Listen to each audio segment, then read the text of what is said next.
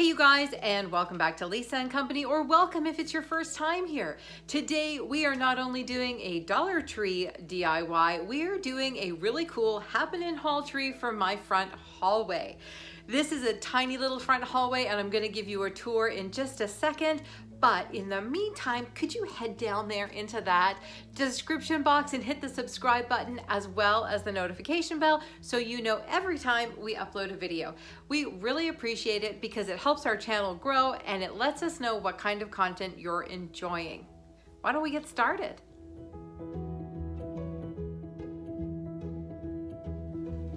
Time to get started clearing out the hallway, but I thought I would show you what we're starting with. I have this beautiful mirror from the Habitat for Humanity Restore with a small table, but as you can see, we tend to pile stuff underneath it. The table is great for seasonal decor and fun stuff like that, but really we need more storage. So this is the entire hallway. That's all there is to it. We did this project earlier last year. And I am going to move that large mirror over there. And this is our little bit of shame over by the garage door where we tend to, well, pile stuff rather than put it in the garage or get rid of it. So we are going to get started on this hallway makeover with some storage, some stylish storage, and something really useful. And of course, a quick vacuum because, well, I could pretty much make another Charlie here. Okay, so here is where we're at. I picked up this cool piece at the Restore. It's definitely got kind of a, I don't know, 70s, 80s vibe. I'm not really sure. At first, I didn't know what I was gonna do with this. I thought I might fill it in, but now it's kind of growing on me.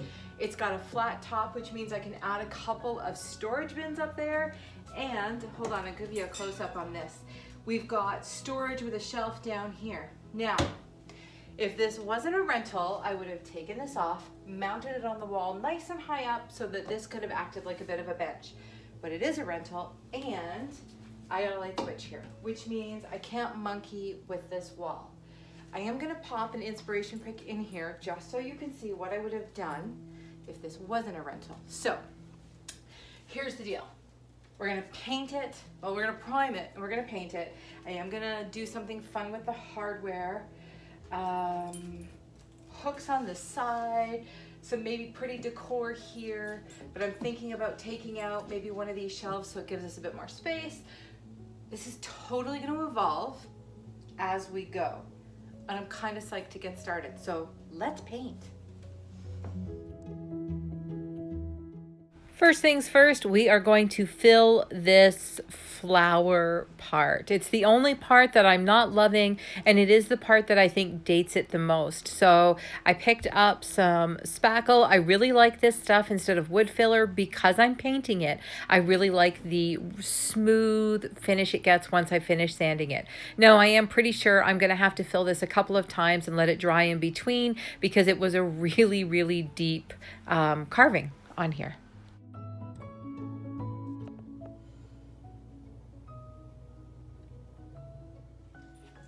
Now, no matter what paint you use, there is no such thing as no prep painting.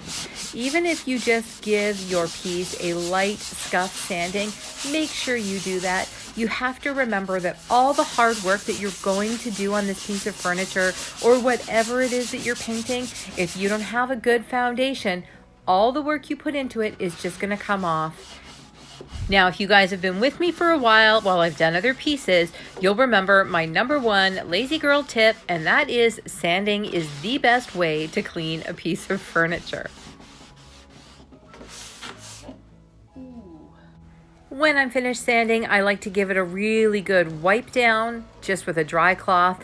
Then I use a barely damp cloth to make sure that I have all the dust and residue off. And like I told you before, because I have sanded the whole thing, there will be no dirt left on this.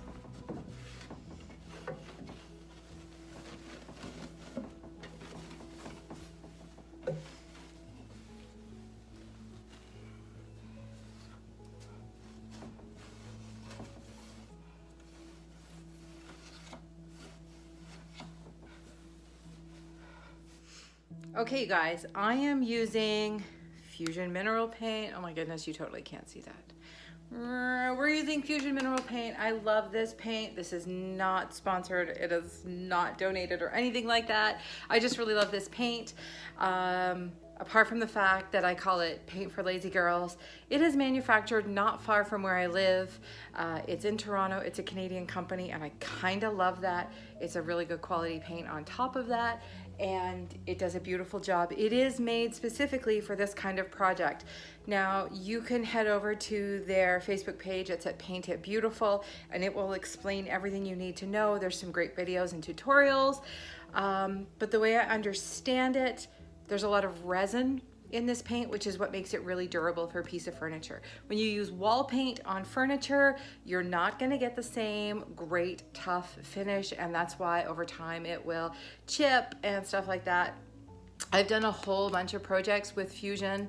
I have some coming up as well. I'm doing the hutches in my dining room with Fusion. I love using their waxes on top, but you don't need to, so that's the key. It says right on here, foundation to finish, all in one. Okay, now that I'm done my little commercial, I also want to show you that I love these brushes, and I'm totally going to mispronounce it. I say they are Stahlmeister brushes. They are recommended by Fusion. I have a couple of them. They are pricey, but they're the bomb. So this one I'm starting with today is perfect for getting into all the little corners. I also have a nice flat one that I love for the big flat sides on a piece of furniture. So with all that talking, let's get started. I'm gonna go ahead and prime this. Now I am using an old product that Fusion no longer carries. It was called concealer, and it was essentially a primer. It was also a great way if you were using white on a dark piece of furniture to not use a ton of white paint. Now, I also use Kills primer. It is my favorite. You guys have seen me use it on lots of projects in the past, and I love the spray primer. That also comes in a stain blocking one, and highly recommend them. They're great in my opinion. For me, I'm just going to go ahead and use the concealer because I have it. When it's all gone, I will be a sad girl, and I will just have to go back to using my regular stain blocking primers. I thought you guys would notice and totally get a kick out of the fact that I am using Dollar Tree signs to lift this off the floor. I thought I had some 2x4s in the garage and I couldn't find them, and these are perfect, and I always paint them anyway, right? All right, so my very first layer of the filler is dry. I'm gonna give it a gentle sand just to get off any rough parts before I add one more layer, and I'm hoping, fingers crossed, that that will do the trick and I'll be able to finish off. Now you can take a look and see that I've primed this all around that area, so I'm hoping that this will dry fairly quickly and I can finish this piece up.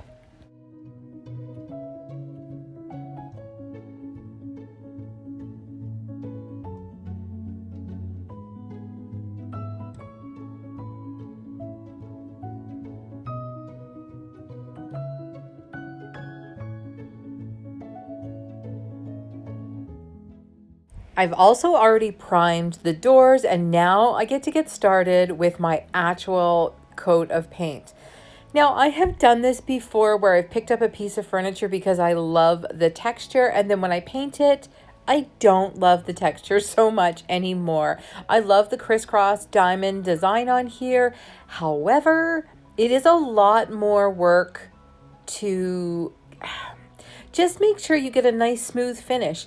When I am finished with this first coat, I will go back and sand it a little bit because as I'm trying to work the paint into all those details, I know I'm going to get a little bit of ridges on the edge there.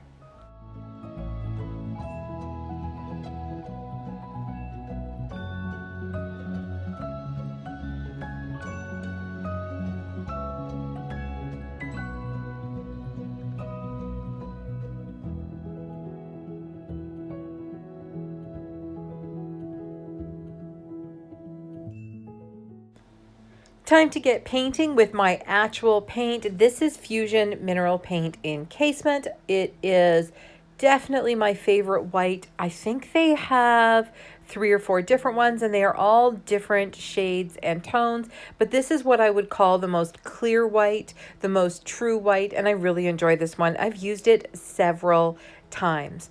The best tip that I can give you for using Fusion is not to overwork the paint. Don't press your brush down.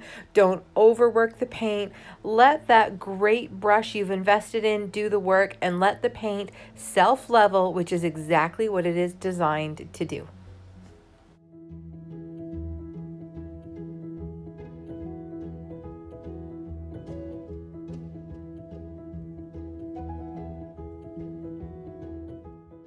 Once I'm finished painting, it is time to start putting this back together. I'm going to hang hooks on either side here, and these hooks are kind of special to me, and I have dragged them around all over the place. I did have these hanging in the laundry room at my old house, and I took them down when we moved because on our very first trip to New York, I took Izzy for her 13th birthday, and we bought these at the Anthropology store in Manhattan. Kind of a fun story. I love the hooks anyway, but there is a whole bunch of memories attached to them as well. So they are perfect for the whole look that I am going for on this piece.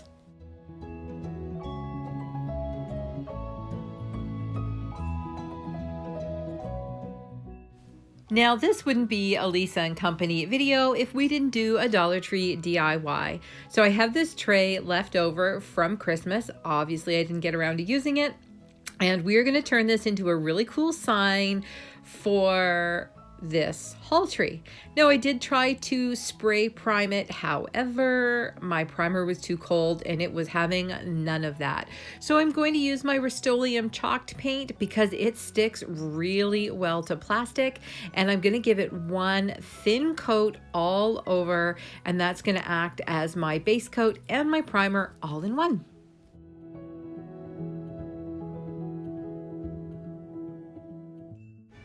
I'm pretty sure I can't be the only one who hoards craft supplies. So tell me what you do with your leftover seasonal supplies. Do you upcycle them into something else, or do you just put them away for next year?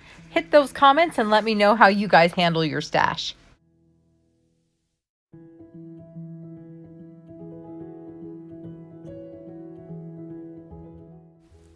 On top of this, I'm doing an almost complete coat of the linen white chalk paint. Now, you may wonder why I didn't just use the white in the first place. Couple of reasons. Number one, I'm running out of it, and in Ontario our stores just opened today, so it was a little tricky for me to get my hands on it. And number two, I didn't want it to be just entirely flat white, so by doing the gray undercoat and then doing this white on top, we will have that gray peeking through, creating some beautiful texture for the finished product.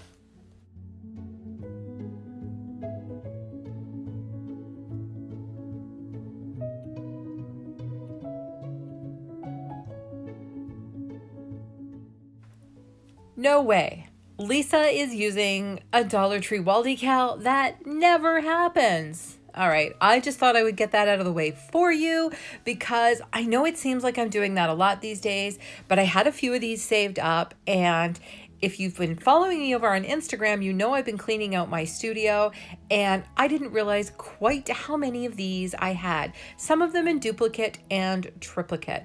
Plus, I love them. So I am going to go ahead and use my very favorite one that says home on this tray. This one I love because there are so many applications. I've actually done it once or twice without doing it on YouTube, just for small projects around the house. So today I will show you how I love to use this decal. Now this one has to be matched, so you'll see me replace it a couple of times because it's like matching wallpaper. It has to match all the way down. You don't want it to overlap, but you don't want any spaces in between either. Now my trick for this is that I take a little bit of the white paint, just what's left on my brush, and I dry brush it across. I always find that makes it seem like part of the original finish. It makes it look a little bit old and aged, and it stops that shiny sticker from looking like a shiny sticker.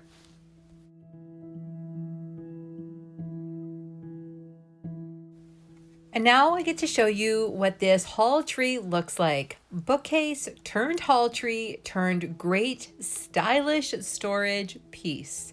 Try to say that 3 times fast. Now I've added a few things here. I needed a place to throw my bag when I came in, so now that has a home. I have a hook over here where anybody can add a hat or a bag, and even a little stool here where somebody can grab a seat to change their shoes.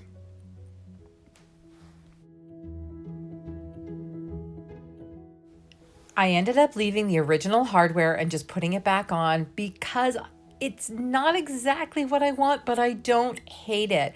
I did do a search on Amazon and just didn't find anything I wanted to replace it with yet. My home sign is hung, and it is the most welcoming piece of Dollar Tree DIY in the front hallway. The hooks on this side are a quick and easy place to throw your stuff at the end of the day, so you can easily grab it to head back out the following day. I ended up leaving only one shelf right in the middle because it was more about a great place for things to land than too much decor. Make sure you head down to the comments and tell me what you think. Should I add back in one or both of those shelves? Hey you guys, that is a wrap on our first hallway DIY project. So I hope you've hit that subscribe button and the notification bell so you know when we upload videos with all the other projects I want to get done in this hallway. We have some really exciting stuff coming up, some great collaborations, and some great projects around the house. So make sure you join us, and don't forget to be following us over on Instagram because you're going to see, well, all kinds of crazy stuff. Thanks again, you guys. We really appreciate your support, and we'll see you next time on Lisa & Company. Don't forget to check out these other videos, and again, don't forget to follow us on Facebook and Instagram. We'll see you next time.